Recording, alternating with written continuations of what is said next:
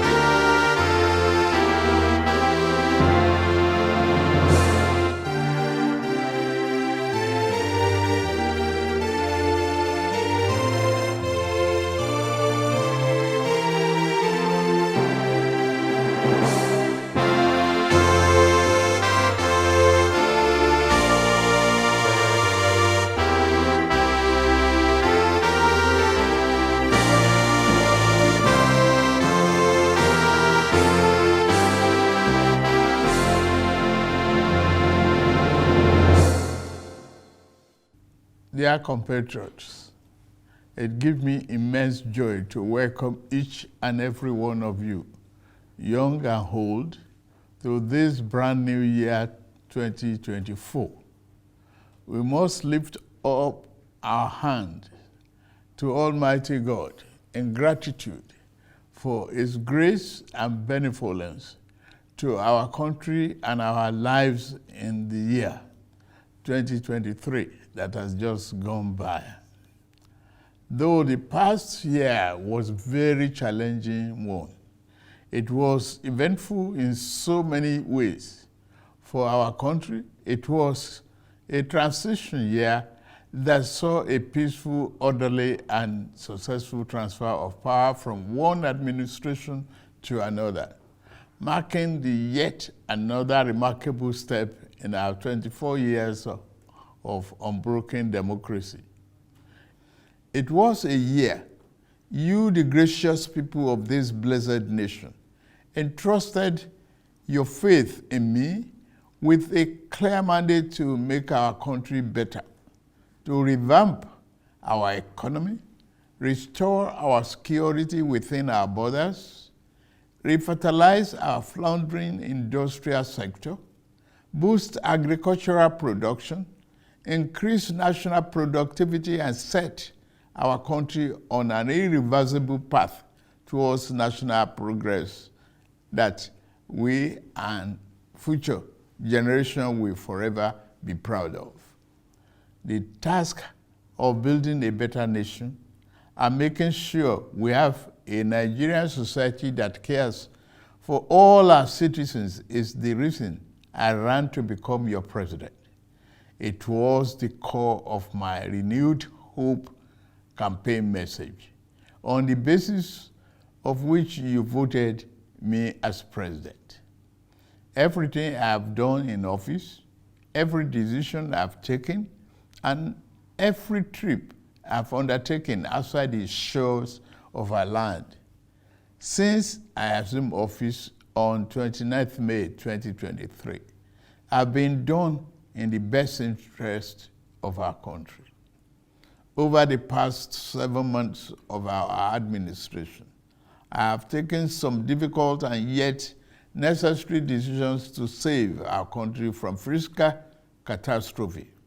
One of those decisions was the removal of fuel subsidy, which had become an unsustainable financial burden on our country for more than 4 decades. Another was the removal of the chokehold of few people on our foreign exchange system that benefited only the rich and the most powerful among us. Without doubt, these two decisions brought some discomfort to individuals, families, and businesses. I am well aware that for some time now, the conversations and debate have centered on the rising cost of living, high inflation, which is now above 28%, and the unacceptable high underemployment rate. from the boardroom at the Broad Street in Lagos to the main street of Kano and Nembe Creeks in Bayelsa, I hear the groans of Nigerians who work hard every day to provide for themselves and their families. I'm not oblivious of the expressed and sometimes unexpressed frustrations of my fellow citizens. I know for a fact that some of our compatriots are even asking if this is how our administration wants to renew their hope. Their compatriots, take this from me. The time may be rough and tough. However, our spirit must remain unbowed because tough times never last. We are made for this period, never to flinch, never to falter. The socio-economic challenges of today should energize and rekindle our love and faith in the promise of Nigeria. Our current circumstances should make us resolve to work better for the good of our beloved nation. Our situation should make us resolve that this new year 2024, each and every one of us will commit to be better citizens. Silently, we have worked to free captives from abductors. While we can't beat our chest yet that we had solved all the security problems, we are working hard to ensure that we all have peace of mind in our homes, places of work, and on the roads. Having laid the groundwork of our economic recovery plans within the last 7 months of year 2023, we are now poised to accelerate the pace of our service delivery across the sectors. Just this past December, during COP28 in Dubai, the German Chancellor, Olaf Scholz, and I agreed and committed to a new deal to speed up the delivery of Siemens energy power project that will ultimately deliver reliable supply of electricity to our homes and businesses under the Presidential Power Initiative, which began in 2018. Other power installation projects to strengthen the reliability of our transmission lines and optimize the integrity of our national grid are ongoing across the country. My administration recognizes that no meaningful economic transformation can happen without steady electricity supply. In year 2024, we are moving a step further in our quest to restart local refinery of petroleum products with Port Harcourt Refinery and the Dangote Refinery, which shall fully come on stream. To ensure constant food supply, security, and affordability, we will step up our plan to cultivate 500,000 hectares of farmland across the country to grow maize, rice, wheat, millet, and other staple crops. We launched the dry season farming with 120,000 of land in Jigawa State last November under our National Wheat Development Program. And this new year, we will race against time to ensure all the fiscal and tax policies reforms we need to put in place are codified and simplified to ensure the business environment does not destroy value. On every foreign trip I have embarked on, my message to investors and other business people has been the same. Nigeria is ready and open for business. I will fight every obstacle that impedes business competitiveness in Nigeria, and I will not hesitate to remove any clog hindering our path to making Nigeria a destination of choice for local and foreign investments. In my 2024 budget presentation to the National Assembly, I listed my administration's 8 priority areas to include national defense and internal security, job creation, macroeconomic stability, investment environment, optimization, human capital development, poverty reduction, and social security. Because we take our development agenda very seriously, our 2024 budget reflects the premium we placed on achieving our governance objectives. We will work diligently to make sure every Nigerian feels the impact of their government, the economic aspirations, and the material well-being of the poor, the most vulnerable, and the working people shall not be neglected.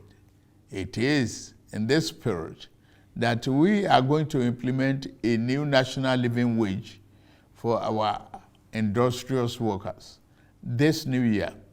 It is not only good economics to do this, it's also a morally and politically correct thing to do. I took an oath to serve this country and give my best at all times. Like I said in the past, no excuse for poor performance from any of my appointees will be good enough.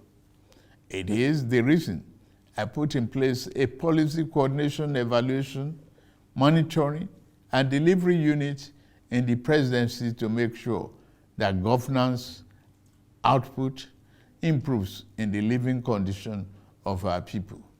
We have set the parameters for evaluation. Within the first quarter of this year, ministers and head of agencies with a future in this administration that I lead will continue to show themselves. Fellow Nigerians, my major ambition in government as a senator in the aborted Third Republic, as governor of Lagos State for 8 years, and now as the president of this blessed country, is to build a fair and equitable society and close the widening inequality gap, while I believe the rich should enjoy their legitimately earned wealth. Our minimum bargain must be that any Nigerian that works hard and diligent enough will have a chance to get ahead in life. I must add that because God didn't create us with equal talents and strengths, I cannot guarantee that we will have equal outcomes when we work hard. But my government, in this new year, 2024 and beyond, we work to give every Nigerian equal opportunity to strive and to thrive. For the new year to yield all its good benefits to us, as individuals and collectively as a people, we must be prepared to play our part. The job of building a prosperous nation is not the job of president. Governors, ministers, lawmakers, and government officials alone. Our destinies are connected as members of this household of Nigeria. Our language, creed, ethnicity, and religious belief, even when they are not same, should never make us work at cross purposes. In this new year, let us resolve that as joint heir to the Nigerian Commonwealth, we will work for the peace, progress, and stability of our country. I extend this call to my political opponents in the last election. Election is over. It is time for all of us to work together for the sake of our country. We must let the light each of us carries, men and women, young and old, shine bright and brighter to illuminate our path to a glorious dawn. I wish all of us a happy and prosperous year 2024. May God continue to bless the Federal Republic of Nigeria.